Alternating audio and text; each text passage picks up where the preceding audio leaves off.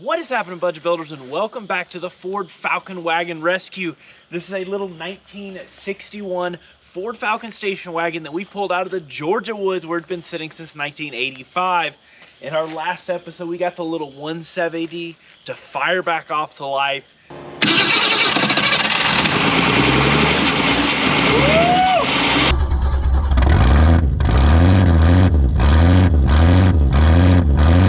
And run. Surprisingly, as rough as this car is, as long as it had been sitting, it did run, and it run pretty well. Now, I think we need to dig in. There's obviously some cooling system issues. It's quite literally full of nuts. We need to clean all of that out. Let's go through the cooling system. Let's check the transmission out. It isn't automatic in this one. And in today's video, let's see if we can get this thing to move under its own power for the first time in 38 years. But first, let's give this thing a bath. Now, it might not look like much, but I am excited to see what is under the grime. It has a lot of surface rust, quite a bit of moss going on, mildew, and I'm hoping a lot of what we're seeing is mildew. And there's some nice white car under there. Not sure though, but I think it's gonna be fun. I think it'll clean up.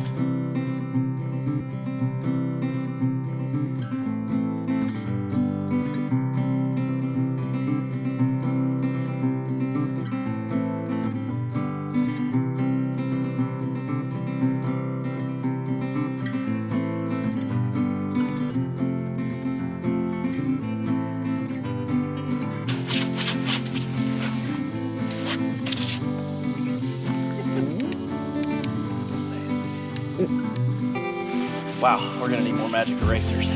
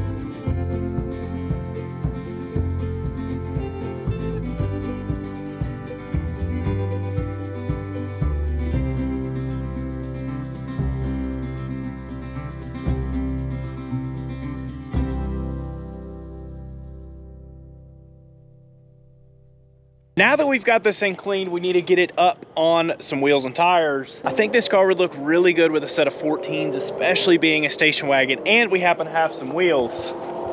So these actually came off of one of our parts cars.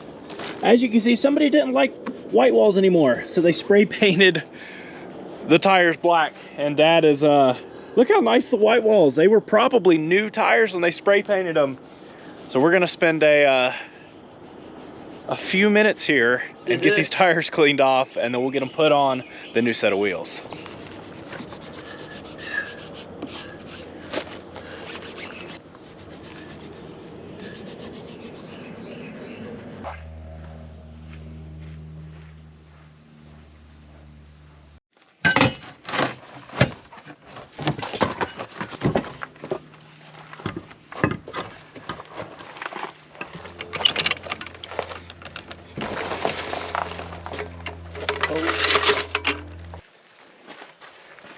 Now with our initial wash taken care of and this thing up on wheels and tires, we got it rolled up here in the shop. Obviously, There's a lot more to go, just depending on which way we go with the car, some dents to fix and so on and so forth. But let's work on trying to get this thing going down the road. And that involves this cooling system. As you remember, slap full of nuts. We need to just go ahead and get that radiator yanked out of there, the thermostat housing and thermostat, as well as the water pump and associated hoses.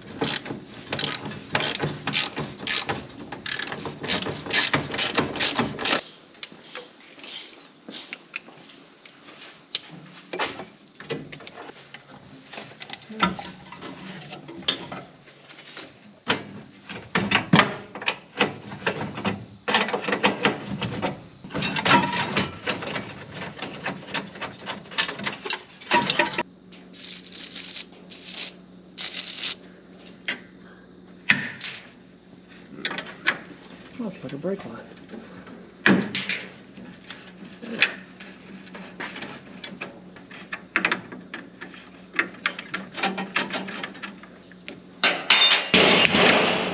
It's good seeing some transmission fluid come out of there.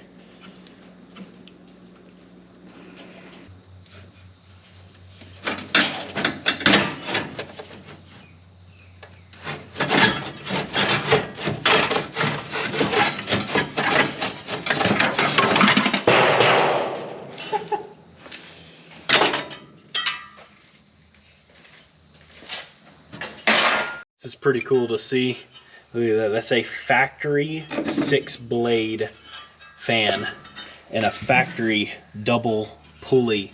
You never see these on here. So this is some rare stuff that I'm glad this thing has all of it. It's crusty. We're gonna have to do a lot of cleaning, but it's there. And that's the big thing.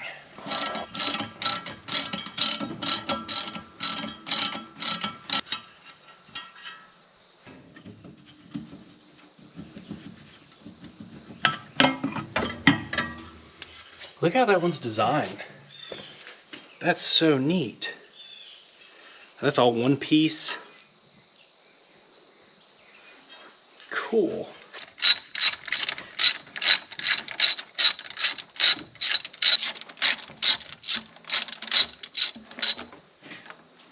Oh, that's nice. So, thermostat definitely protected the cooling system. How gross.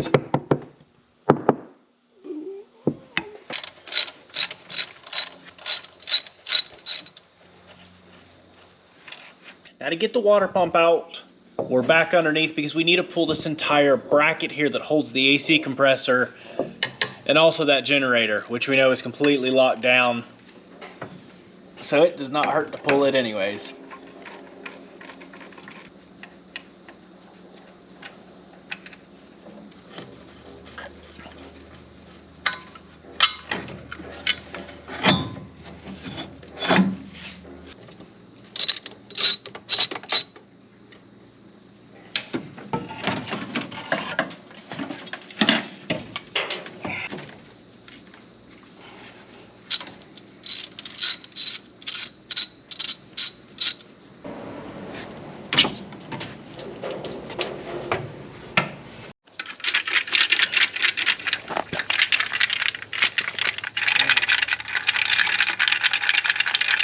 Is that it? I think so. All right, let's flush it. My goodness. That's nuts.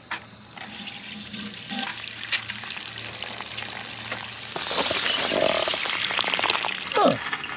It's flowing just in the wrong place. It's got good flow, straight out the front. There's nothing left of that core. Afraid that one might be too far gone. Because of the AC, we have this double pulley here, and it's not like something you can find anywhere. So we've got to get that thing clean, even though we have all the belt material still stuck in it.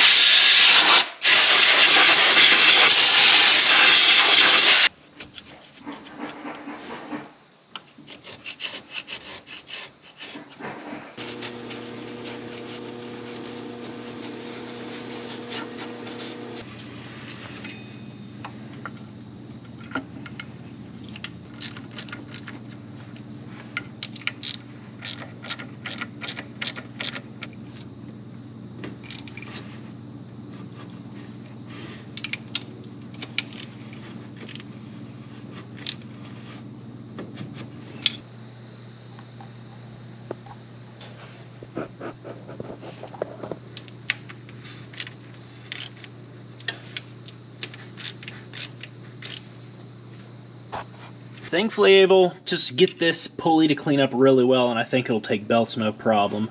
New water pump is on. Definitely want to make sure you get at least a little bit of silicone, I'm sure you could tell, on that gasket. Even though these surfaces are really nice, you just never know, it never hurts. Thermostat is in, for 180-degree thermostat. Got all that in place. Now, before we start messing with that radiator again, definitely need to go ahead and just get that generator off. We know it is completely frozen and completely shot.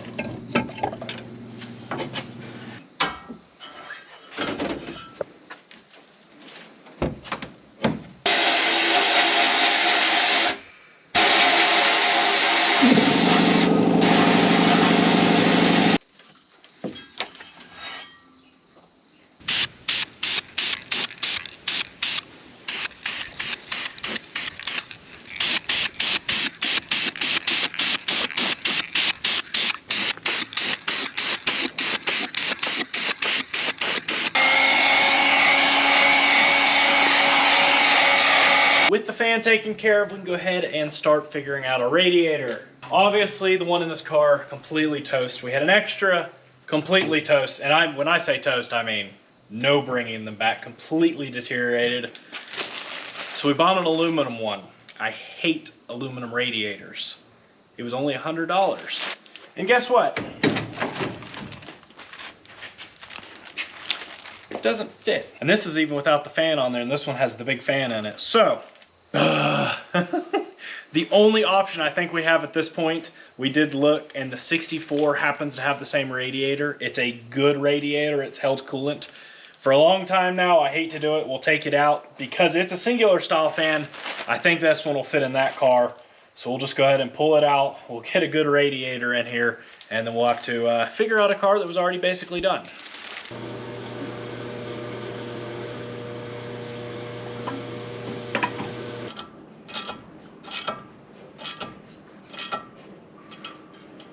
Now for the fun, and of course, one thing you're gonna notice, this is a manual transmission radiator, so we're gonna have to put an external cooler on here, which is actually probably not a bad thing, but we don't even know if the transmission works. So what we'll probably do is just loop a line for now. At least have to have this car cooling.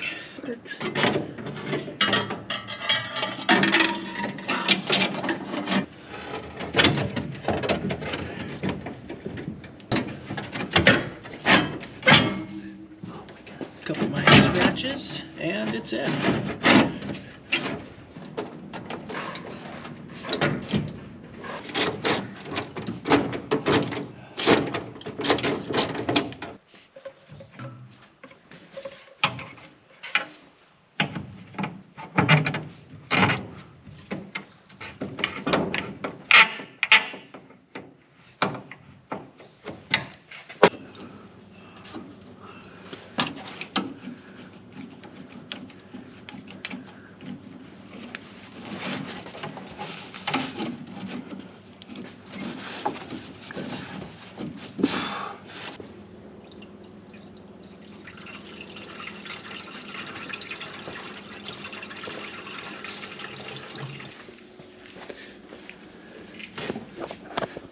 No leaks. Looks like we've got maybe a good cooling system. Now from this point, you'll notice I went ahead and pulled the Holley off. Not a fan of those carburetors. And I also got to looking, you see this vacuum line? Yeah, it goes to nothing. Nothing at all. So that's why there's some of our running issue we had as far as trying to keep this thing to stay running without giving it a ton of throttle. We had a slight major vacuum leak. Now the reason I pulled that Holley off of there, and we'll probably hold on to it, is we were able to scoop up a $20 remanufactured original Autolite 1100.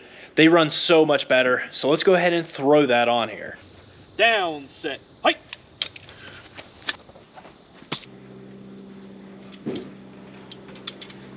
Now I doubt it does, but just before I go to hook everything up, let's check and see if this vacuum advance works.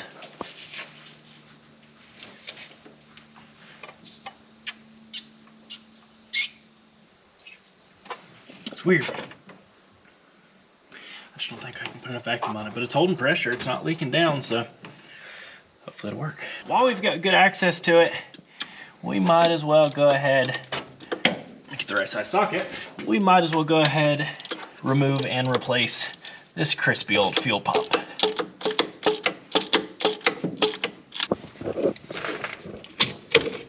Oh no. Why's it got gas in it?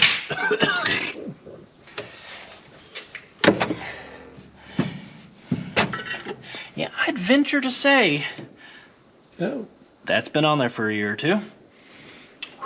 So the issue we're having, the original style fuel pump mounts this way. Now you can get a rebuild kit for these. This one's probably seen its last day, but they're about $70. Well, you can buy a $15 fuel pump, but this is for the later 200 and stuff, and they all fit.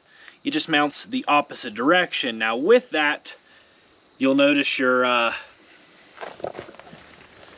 gonna have a little bit different. Now, some of the 170 blocks, they go right on, you have no issue. We had the 200s and everything. With this one, for some reason, because of how this is styled, they open it way up, and so you have an open gap. Well, we came up with this this little piece of tin plate that goes on there, and that that'll cover up our hole.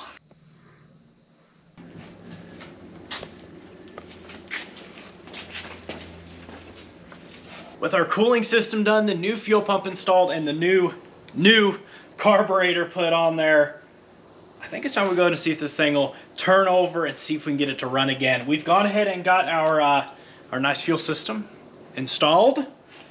Let's go ahead, before we even hook our connecting line up here, let's pump it through a couple times, make sure that fuel pump is functioning the way we hope it will. Make sure we clear that line out. We did, of course, blow it out and everything, but I just want to verify. Let's get a fuel line on there. Let's just see if this thing will run a little bit better and hopefully cool now.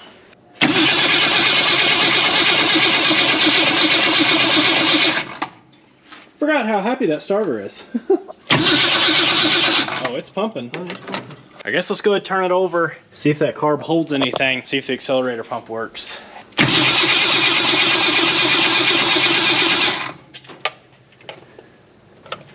I hear it.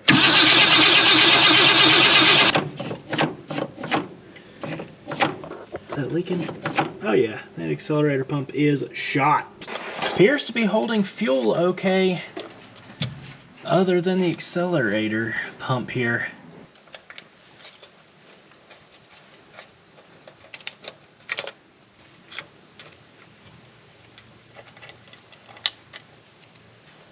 Yeah, it's out. Is that it? I don't know what it is. It's a shot is what, sheesh. That didn't work. Hold on there.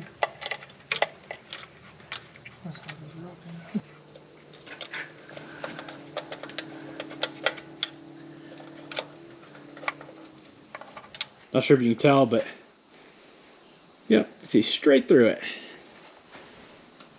Ah! See if this thing will fire back up. Oh!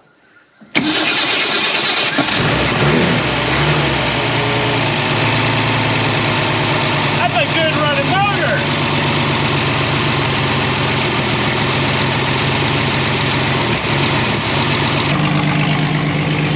Probably should put this thing outside.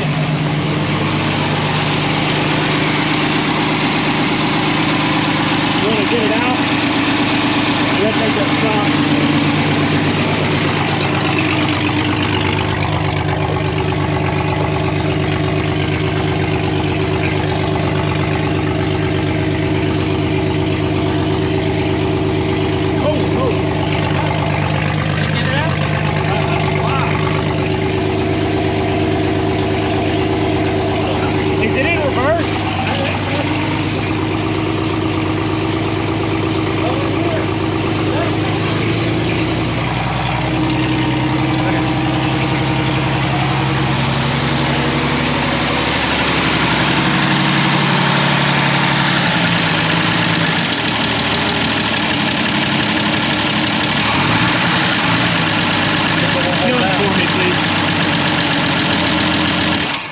we got to do some linkage adjustment. Yeah, it was in reverse. That's why it was so tough.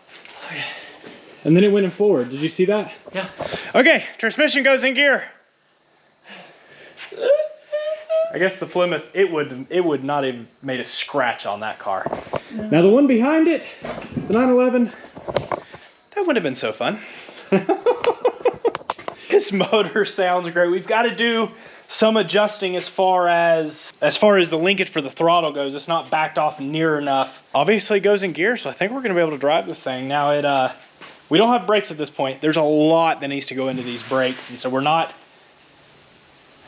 I think we're gonna have a very well planned out drive where we don't have to have brakes, because we've done it before. We've driven quite a few things around here without brakes. Most of them manuals. Automatic's gonna be kind of fun. But let's dial in the idle. Let's get the coolant system burped here. We'll check the transmission fluid. Let's see if we can drive this thing.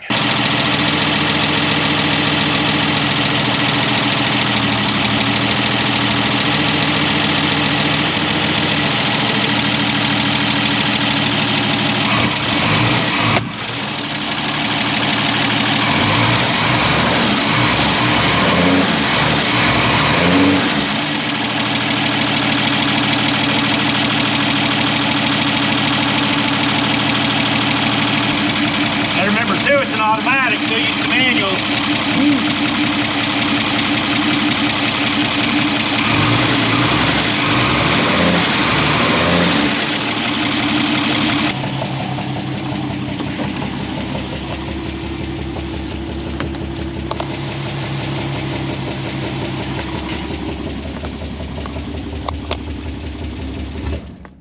Yeah, will you fire back up, please?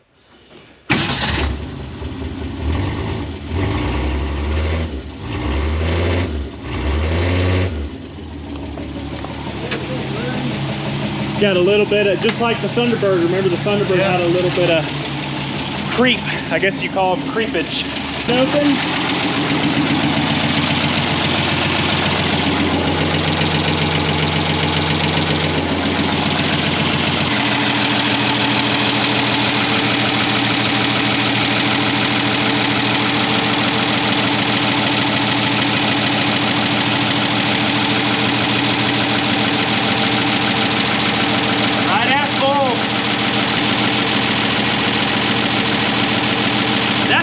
Better than oil. Maybe not. I guess it's time we find out if this thing's gonna drive. All we need is 2 gears, which I don't know if we'll want to get that quick. Anyways, I bet this thing's got an emergency brake probably. Yep, no, it does not have one. Don't need one. There's not gonna be any emergencies. I'm ready, are y'all?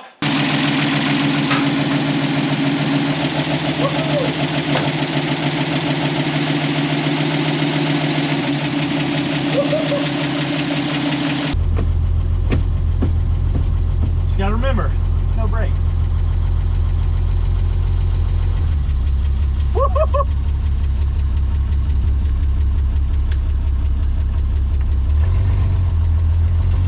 Got reverse.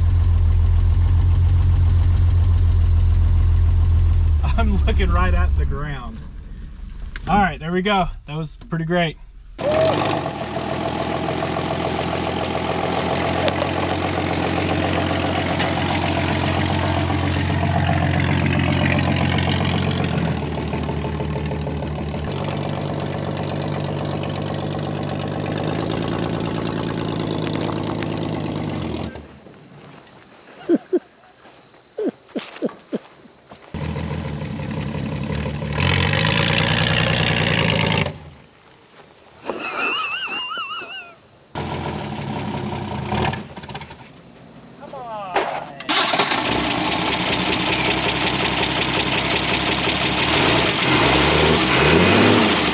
Better than ever. Took some fiddle farting around, but it turns out that coil there was failing it. We noticed it had good spark the first time we checked it, and as we messed around with it, I don't know what was going on there. It got weaker and weaker and weaker. I think it just overheated, got too hot, and is dead. With a new coil, this thing's running really good. hopefully, let's see if we can drive it.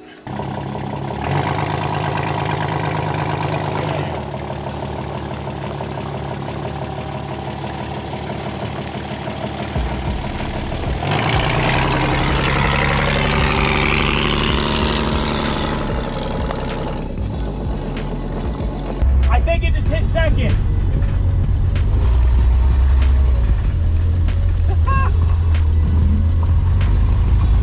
This thing's a cruiser.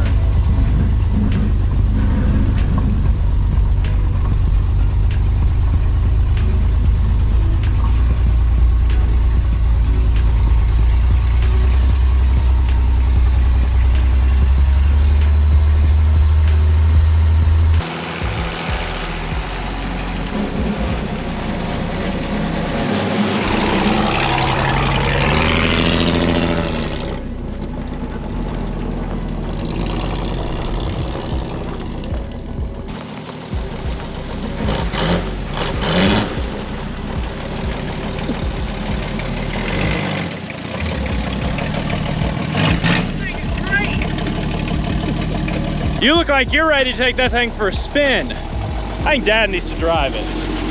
No! It's wonderful. Front exhaust. How convenient. Oh my goodness. Okay. Oh, I can't see.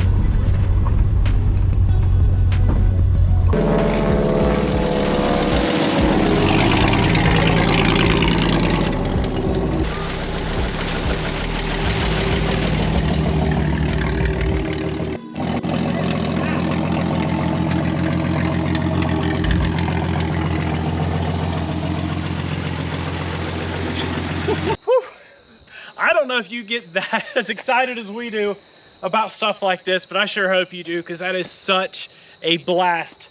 Dragging something like this out of the woods where it's been forgotten since the mid-'80s, getting it running, getting it driving down the road again under its own power. And I'm actually really surprised at how the car cleaned up. I know it's rough, but especially from this side, maybe not the other side as much.